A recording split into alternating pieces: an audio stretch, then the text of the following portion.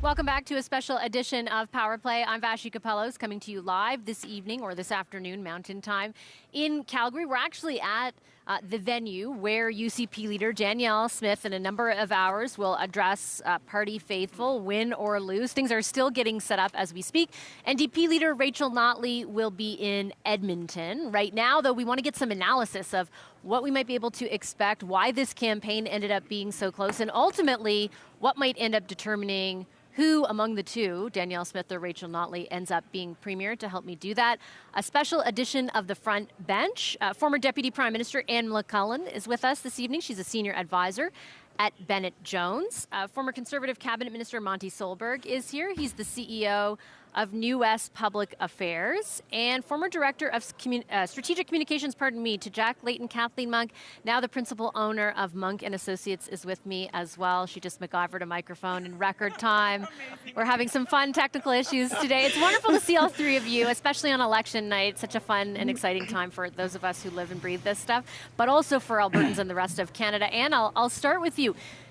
Why do you think this one is as close as it is? Well, I think because, one, Alberta's changed a lot. We're a much more diverse province. We're a younger province.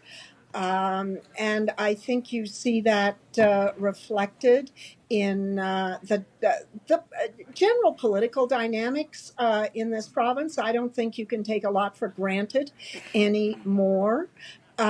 And I think it's close because there are two competing visions for the future of the province.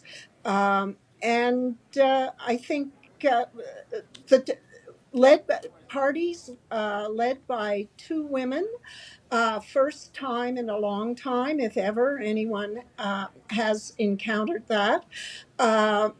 And I think it's going to be an interesting choice for a lot of people in this province. They're being asked to leave behind traditional points of view, traditional ways of looking at politics in this province. And I think that speaks to the fact that this province is changing very quickly, and probably more quickly than most other provinces in the country. I should have added, Monty, to the caveat, we don't know it's close until we see what the outcome of tonight is, but certainly the polling throughout this campaign has been really remarkable in the degree to which it feels impossible to say with certainty, at least, what we can expect tonight. Why do you think that is? Well, the polls have been all over the map. I think in the last little while they've trended toward, toward the UCP. I think part of the challenge was that at the start, Danielle Smith was really struggling. And I think a lot of traditional UCP voters were wondering what they should do. But she got it together. And I think that really occurred with the debate, where I thought she was dominant.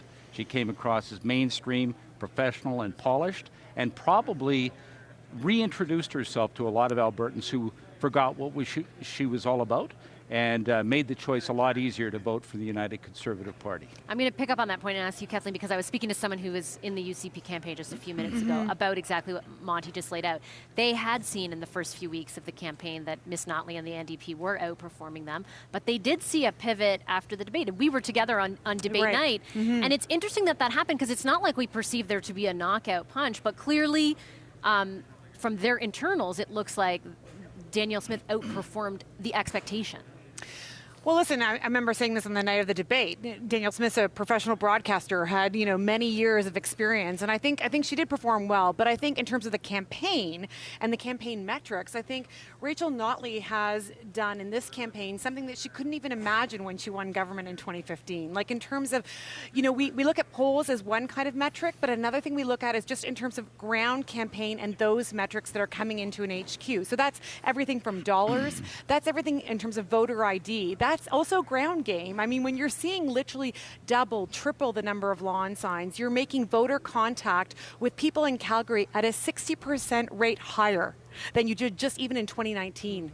I mean, those count for something. So you raised it off the top about the question of, are the polls right? The polls are kind of been all over the map. I think tonight we're really going to have almost a reckoning, because either it's going to be the ground metrics, the campaign metrics that New Democrats are seeing that are incredibly strong, and New Democrats turn out to be victorious, or the polls, which have been all over the map, end up telling a different story. I mean, regardless, I think the map in Alberta's always been an interesting place for politics for sure, but I think it's gotten even more interesting, and going forward, there are going to be two parties that are very strong in the legislature, and we'll see who gets to be dominant. That is different than it has necessarily been in the past. Anne, do you have a sense of whether there is a particular issue that you think people are most concerned about, they're thinking about most when they go to the ballot box, or do you see a variance depending on, for example, where they live? I think I wrap up the issues that dominate this, have dominated this campaign as quality of life issues. Their health care, their education, their housing. And so, you can call that affordability in some respects, whatever, but I call it quality of life issues. And I think certainly in the two big cities, but in the urban environment generally, I think it's quality of life issues. And people focus on Edmonton and Calgary as the urban centers. Yes, this province, but people forget, this province is the most urbanized province in the country when you are looking at communities over 50,000 people. So, in fact, when you take into account a Lethbridge, a Grand Prairie, a Red Deer, I think you come down to that basket of quality of life issues. It's not fighting Ottawa and kicking them in the shins on every issue. It's for people who live in those communities, that size of community. It's quality of life. What kind of health care do I have? Do I have a family doctor? What kind of classroom size do my kids have? And is their housing reasonably priced that I can in fact have access to? That's a basket of issues that motivate most Albertans. I would add one thing to that, Monty, maybe, and that's from the past 3 days that I've been in Calgary talking to people. Like, will I have a job? Will I feel confident in my job prospects going forward, and not like I mean, people here have a different experience with economic downturns, I think, than in other parts of the country, right? They come fast and they come furious, and you lose a lot of that security very quickly. And I do feel from talking to people that is in their mind voting too. I think it's the biggest weakness of the NDP. They were unsuccessful in convincing Albertans that they had a solid plan to keep the prosperity that we already have.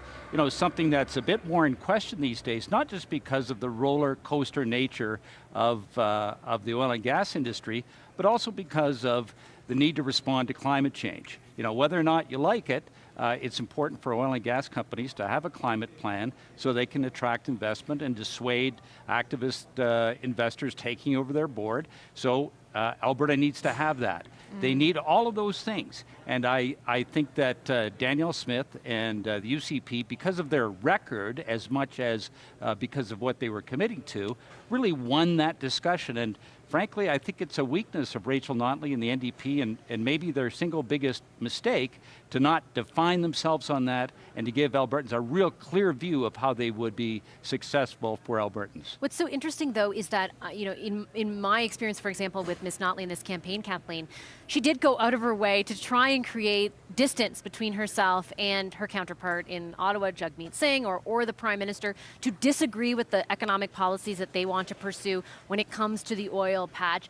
And yet still there's like an ability for the UCP to do exactly what Monty just did, to kind of be able to characterize the NDP as, imparting a sense of insecurity when it comes to the economy. But let's talk about the economy, right? The two biggest issues in this election are healthcare and the dramatic wait times that people are facing, the lack of doctors, and the other thing is being jobs in the economy. But the economy is not a monolith.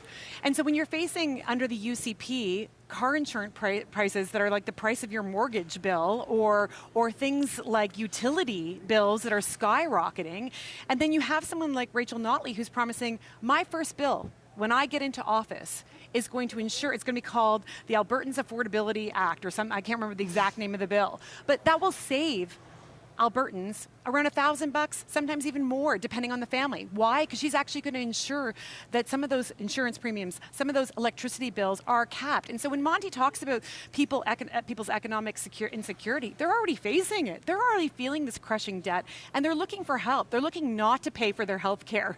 They're looking to not get a bill when they go to the hospital. They're looking to ensure that their car insurance is going to be able to be affordable for the future, and that frankly, the utility bills aren't going to be essentially a tuition payment. Well, I just have to jump in. You go ahead, and I'll bring in. You know, Rachel Notley is the one who supported tripling the carbon tax. She brought in all kinds. She wants to raise corporate taxes, which will hurt investment and drive out jobs. That's a really good point. Let's talk about the 100,000 small mom and pop businesses that will actually let's talk about the income tax cut that Danielle Smith wants to bring in. Monty, she wants to lower and I'll taxes, get back, and your leader wants to raise them. I mean, that's a big distinction.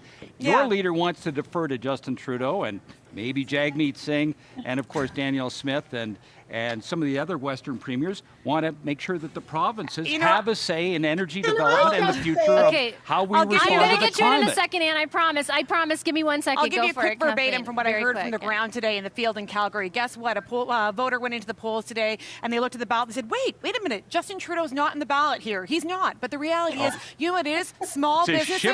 It's a shift to Ottawa if Rachel Notley wins. Monty, let me just finish. Kindly, go ahead. Yes. 100,000 small businesses. You own a small business yourself, sir. A small business will actually see zero tax. She's eliminating the tax on small businesses that have suffered so much. Just for everyone outside of Alberta who isn't watching, and then Anne, I'm going to bring you in. Yeah. There's two things here that we're talking about. A small business tax, which, as Kathleen pointed out, Ms. Notley wants to eliminate, but a corporate tax rate, which she wants to increase. Jason Kenney had reduced it. She wants to increase it from 8 to 11%. There's obviously a lot of consternation back and forth about that. I want to ask you, though, because we have a federal audience outside of people inside and outside of Alberta watching, Anne, is Justin Trudeau, and I'm not saying practically speaking, but is he in some way in the minds of Albertans on the ballot here? And strategically, what's the point of that? Are you asking that of me, Vassy? I am, Anne. Yes, I'm giving the floor to you now. Sorry, The fight's over. We're moving on. I see any of you. So, look, first of all, before I answer that question, let me say that when, much as I like Monty and Kathleen, what you saw there was an example of what voters don't like anymore, if they ever did, which is the bickering. One of the things, I'm involved with a national entity, and one of the things that we talk about, we hear about all the time as Lisa Raitt and I travel the country, is stop the bickering, stop talking over each other, think about what the big problems are. It's just friendly debate. It's debate. It's just debate. Work together. We can have respectful conversations. But in relation to Mr. Trudeau, I do not think, except for, I think, a relatively small number of people in the province, that Mr. Trudeau is playing a very big role in this campaign. It is true that the UCP have tried from time to time to make him an issue in this campaign. But I think if you talk to people in terms of the issues they care about, the issues they're voting on, they are what I describe as the quality of life issues. You can call it affordability, you can call it this or that, but it's those issues that impact their families and the quality of life for them and their families and their communities. And I think Justin Trudeau, for a small number of people, you've seen all the ugly t-shirts that some show up at in UCP rallies about Trudeau this and that. I think for very, very few people will Mr. Trudeau play a role in how they vote today.